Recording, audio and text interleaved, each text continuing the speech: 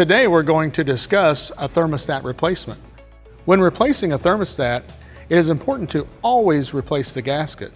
Some gaskets are included in the thermostat, some are sold separately.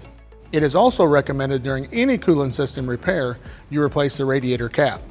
On some vehicles, with the location of the radiator being lower than the engine, it requires the use of a coolant expansion tank, which is also pressurized. You will always want to work on a cool engine and assure that the pressure is relieved off of the cooling system before removing the cap. Depending on your application, the location of the thermostat can vary. This one is located here at the end of the lower radiator hose.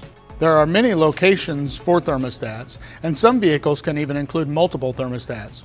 Refer to the service information for your vehicle for the specific information.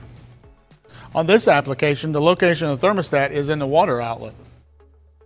There are several other maintenance items that should be inspected for a successful repair.